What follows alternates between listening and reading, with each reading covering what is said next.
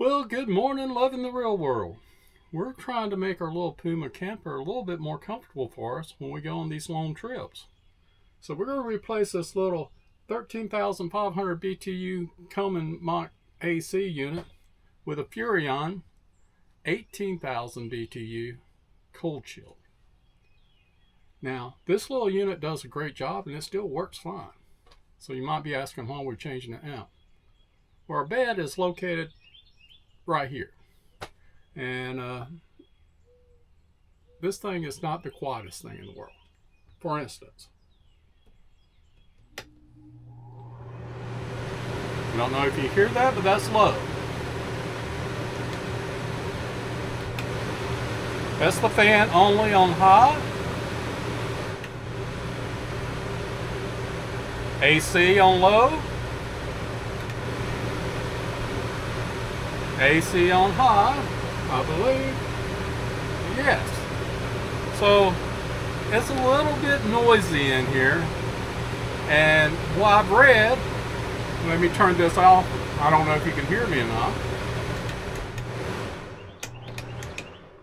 What I've read is the Furrion is a little bit more quieter, a lot more energy efficient. We use battery backup systems as our power for boondocking. So we need to be as energy efficient as possible. This thing can pull as much as 1,800 watts when it's on cool. And that doesn't give you a whole lot of time if you're trying to sleep all night on a hot night. So let's see how this goes. Hopefully we'll be loving the real world once we finish this project. So what I did here is we took out these four, well, first I took out the filter screen and the 4 screws that holds this on and remove the knobs here. Take the shroud down. And that leaves us with this. So the ideal is to take this unit completely out. And the first steps here is going to take out these 4 screws here. Take this part out and then take these 4 screws out, and that should release it from the top of the roof. And I guess one thing to remember is you need probably to undo the power to your air conditioning unit. So we do this from our little Pecron amp, and by just going up here and hit AC off, now there's no more power to our RV. If you're saying, oh yes they are, you have your lights on. Those are 12 volts. That runs from our little battery up front there.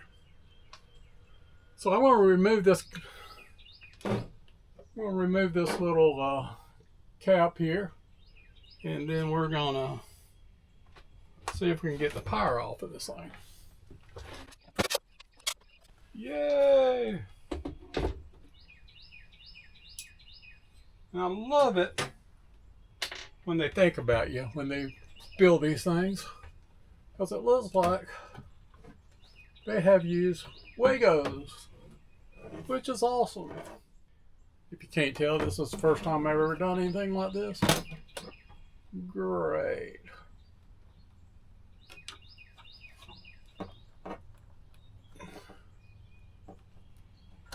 Unplug that one.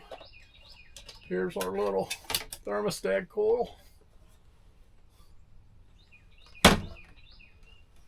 And let's give us a little slack in our 120 here.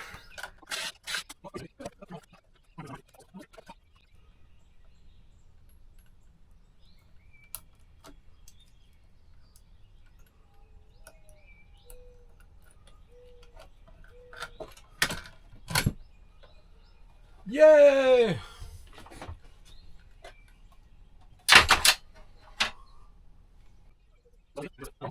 Alright, let me go find some socket sets and see if we can't remove this.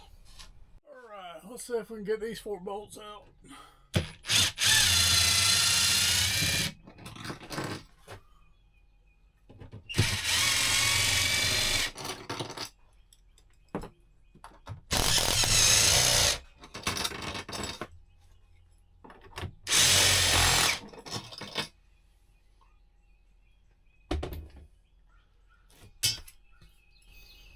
Now, could I plan that any better? Probably need to hold that up. Okay, now you're supposed to be able to take and just push up on the center here and break it loose from the top. So let's go outside and see what we can do with it. Well, I placed the Furrion AC unit on the back of Panther. It's hanging off the tailgate right now. Then I got my aluminum A-frame ladder that extends straight out.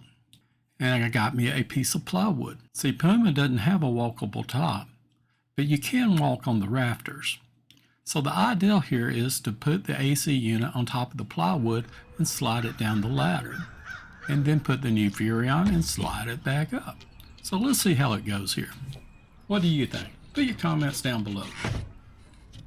And I'm lucky enough to have these 3 200-watt Cigs solar cells on top. And they're very durable, thank goodness, because I'm going to be all over the top of them here.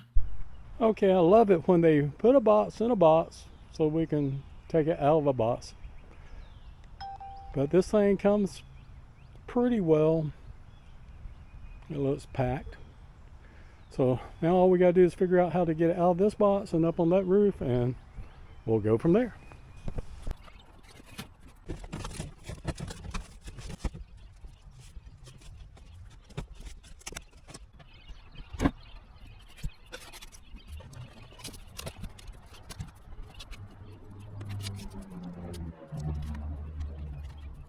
The Furrion AC comes with 2 boxes. You can buy the unit alone by itself, and you can add the shroud kit for the inside, and that's what this is. So let's open it up and see what we get. And it's packed just like it is in the big unit is. A box inside of a box. I guess we'll be going to the dump today. Or Monday, who knows. This is part number 2024-040311. Furrion Chill Cube manual air distribution and box remote control. Yay! Remote control.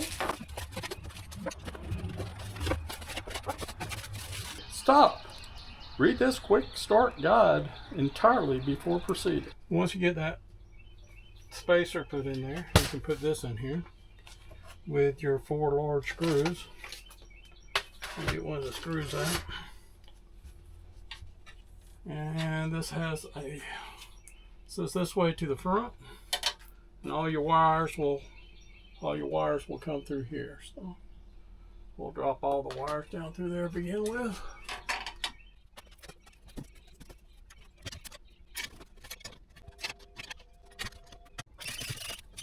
And instead of going with the little block, we're going with the WAGOs that we had before. We're just going.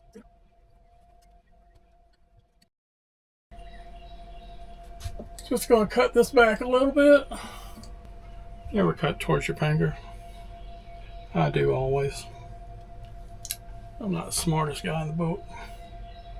And did I just? Yeah, I did. Okay, that's all done. Then we cover the wires up with this. Alright, I finally got this all mounted up in here. Probably got a little dirty, but that's okay.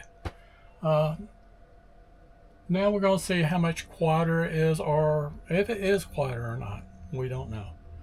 I think it looks a little smoother. It gives me a little more headroom in here. I like that. So I'm going to hit the power button. Looks like it's set on 70. Okay, this is on high and even on turbo. So I think you can tell the difference in the sound. And like I said, on the other model, it could pull as much as 1900 watts on high. Right now we're pulling 904. So I'm pretty happy with that. I almost forgot to show you the main reason we bought this thing. So if you can tell, this is the unit at normal speed once it reaches temperature, and this is what it sounds like most of the time. If you remember the other unit, this is hit when it's on low. I don't know if you hear that, but that's low. So you can see there's a big difference. If you would, in our description, click on the links to our Amazon account. It'll kind of help us out because we do get a few cents on everything that you buy, but it didn't cost you any more. So it does help us out on a few gallons of gas. So until next time, we're hoping that you're loving the real world, and we'll talk to you later. Bye-bye.